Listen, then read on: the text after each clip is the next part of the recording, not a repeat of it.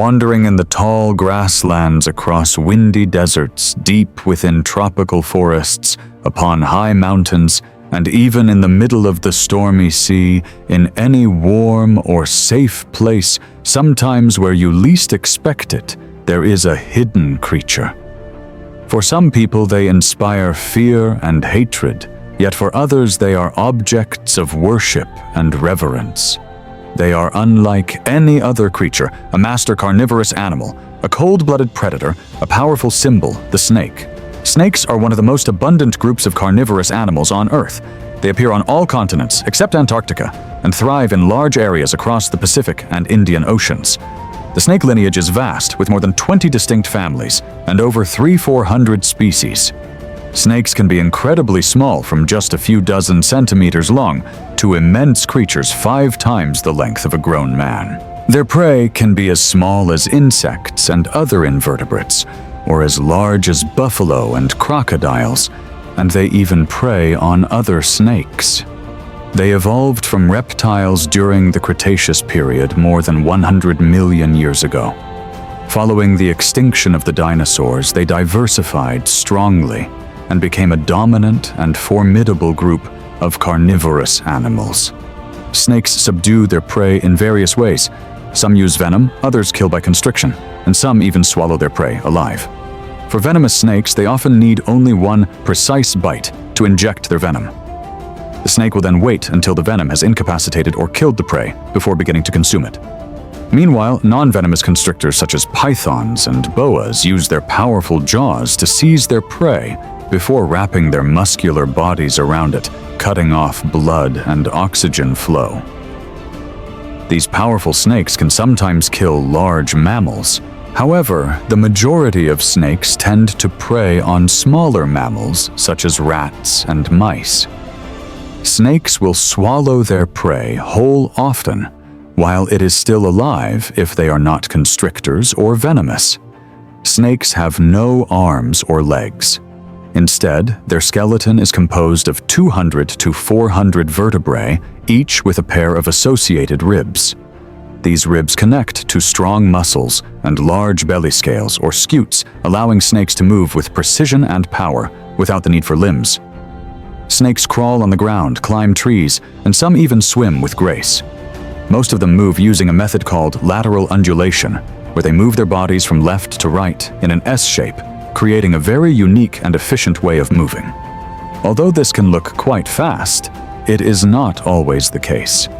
Other snakes, particularly large, heavy-bodied ones, like pythons, can use rectilinear locomotion, moving in a straight line. In this method, the snake moves parts of its body forward in sections, resulting in very slow movement. Another method is sidewinding, which saves energy when there is no stable surface to push off from, such as on loose sand or mud. When there is not enough space for lateral movement, such as in a narrow tunnel, snakes can use the concertina method to move. They bunch up their body and then use their tail section to push their head and neck forward. However, this method takes more energy, and the movement is very slow. Some species, like the brown snake, utilize a variety of these movement types.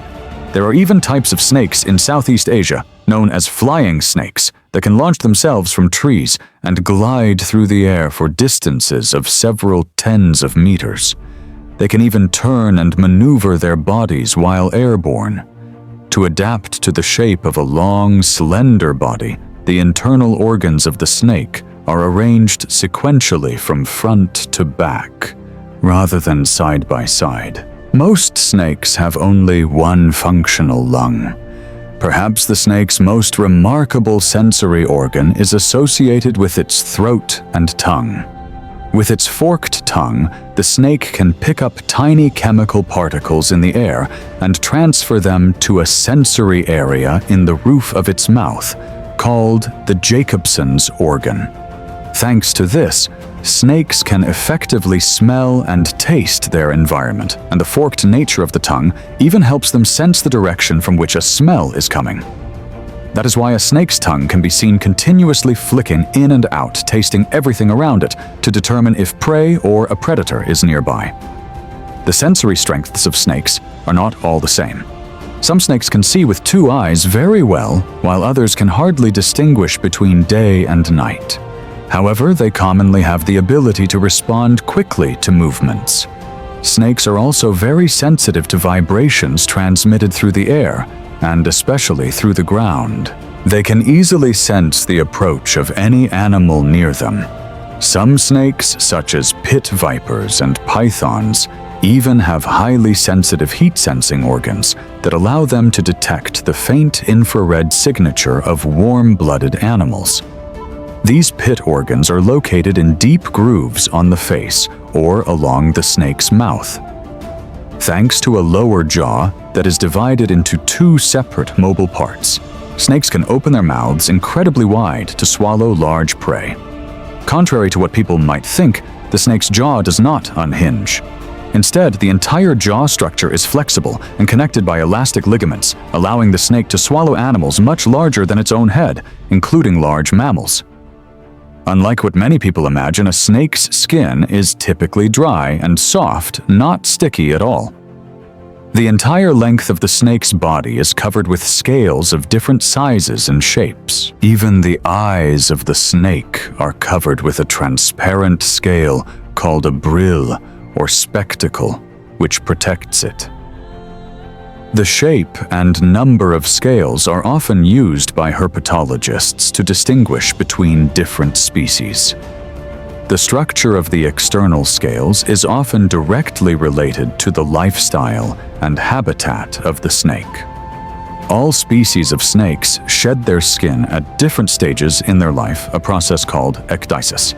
This means that they shed the entire outer layer of their skin to reveal a fresh new layer underneath, similar to pulling off a sock.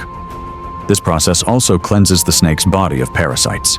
Before shedding, a snake will often find a shady, safe place to hide. Their outer skin becomes dry and dull, and their eyes may begin to look cloudy or blue. The inside of the old skin will loosen and separate from the new skin below. At first, the skin will begin to come off around the mouth and head. The snake can then slowly rub its body against rough surfaces to get out of the old skin, which is slowly pulled off inside out. This process typically occurs about 1 to 4 times a year, depending on the snake's age and growth rate. As a cold-blooded or ectothermic creature, a snake depends on the air or water temperature around it to maintain its body temperature and physical activity. When the temperature drops during the night, a snake will often become still and not move much. Snakes that live in colder climates will go into hibernation during the cold winter days. Because of this, temperature greatly affects a snake's ability to digest its food. After eating, a snake also enters a state of inactivity as the digestion process proceeds slowly, especially after they have swallowed a large prey item. Many snakes are ambush predators and may only eat occasionally. When this happens, all of the snake's internal systems can enter a state of near hibernation to save energy. In almost all species of snakes, the male snake actively looks for a mate. When they find a female, they can mate at any time of the year, depending on the species and climate.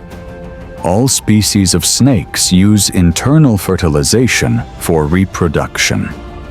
The male snake has a paired reproductive organ called a hemipenis that is usually embedded inside the body and comes out during the mating process. Mating in snakes can take place over a short time or last for many hours and may be repeated.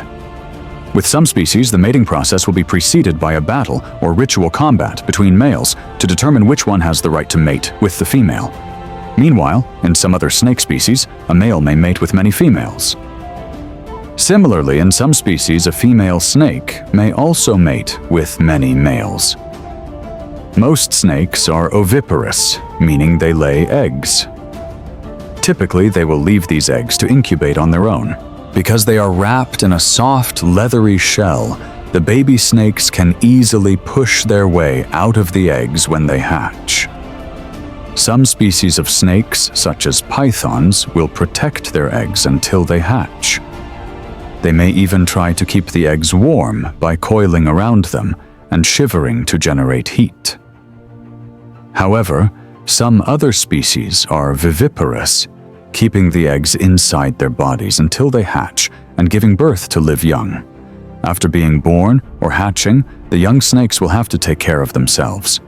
Many young snakes will become prey for birds, mammals, and even other species of snakes. Although snakes are not usually a threat to humans, venomous snakes may attack when they feel threatened. This often happens to farmers, fishermen, and other outdoor workers. People who accidentally approach or get too close to them. Many snakes give a warning sign to anyone who threatens them. For example, the characteristic rattle of a rattlesnake's tail, or the way a cobra will spread the ribs in its neck to form a hood, making it look much bigger than usual. While other species of snakes often hiss loudly when someone approaches. When a snake attacks venomous species, will inject venom into their victims. About 1/4 of the snake species we know are venomous. The venom of snakes has different effects, so we cannot consider all venomous snakes to have the same type of venom. Some snakes have neurotoxins that affect the brain and nervous system. This venom can cause paralysis, such as that of the African mambas or cobras. Or venom can cause respiratory failure and lead to death, such as in some sea snakes. Meanwhile, other snakes can have cytotoxins or hemotoxins that affect the blood circulatory system and cellular structure. For example, the venom of some vipers will destroy tissue and cause necrosis. The venom in most vipers will also prevent the victim's blood from clotting. In addition, the venom of some snakes can directly damage the victim's heart. Normally, the best treatment for a venomous snake bite is the use of a specific antivenom. On the other hand, the bite of some non-venomous snakes is usually harmless. Their teeth are mainly used to grip and hold prey, not to bite or tear flesh. They're not a threat to humans or larger animals. Some large constrictor snakes, however, can be dangerous. For example, large pythons and anacondas have on rare occasions taken human lives. Although this rarely happens, as snakes often prioritize other natural prey over humans. There are no officially recorded human fatalities from an anaconda, although it often brings fear. The word snake originates from a Proto-Indo-European root word used to refer to crawling or creeping animals. In the mythology of Abrahamic religions, the snake has long been used to represent evil or deception. The slow movement and forked tongue of the snake became symbols of treachery and deceit. In the book of Genesis, there is a description of the serpent as a tempter in the Garden of Eden. It uses its tongue to seduce Adam and Eve, and thereafter becomes a symbol of Satan. Therefore, the word snake is often used as an insult. However, in Hinduism, snakes are worshipped. Deified serpents are called nagas.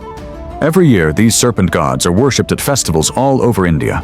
In ancient Egypt, the cobra was also worshipped as a deity, such as Wajet, the goddess of protection for the country, and the pharaohs, or Renenutet, the goddess of the harvest and food. In some Central American cultures, the feathered serpent was regarded as a powerful god. It was believed to be a link between the earthly and heavenly worlds.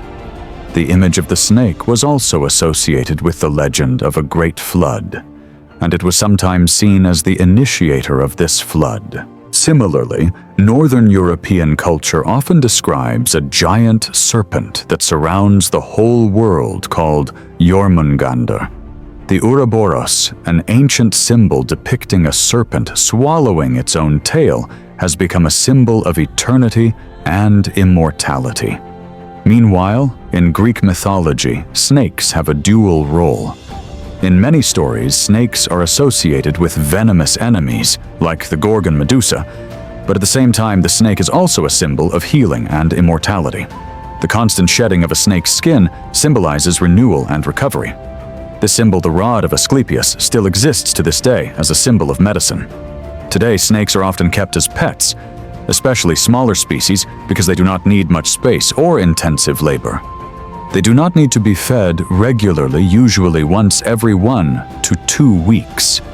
And they are also very long-lived, sometimes living for more than 40 years if taken care of appropriately. However, there are also many unreliable breeders who sell endangered snakes or snakes that grow too large to be suitable as pets, leading to the fact that many of these animals are either killed or irresponsibly released into the wild. Today, many large endangered snakes are at great risk of extinction due to severe deforestation and human encroachment on their habitats. Some cultures also often cook and use snakes as food. In addition, in some Asian countries, snake blood is sometimes used as a stimulant, and parts of snakes are often soaked in wine to make snake wine. It is also used as a popular drink in some regions because people believe it has properties that can cure diseases. Only a few snake species are likely to pose a real threat to humans, while most snakes are themselves prone to threats from habitat loss, persecution, and disease. It seems that their bad reputation is largely a cultural phenomenon, mainly due to their strange body shape and movements, as well as misconceptions and superstitions, and not because of their intrinsic nature. However, snakes are still one of the most successful and most abundant groups of animals on this planet. Like, share, and subscribe to Before Us.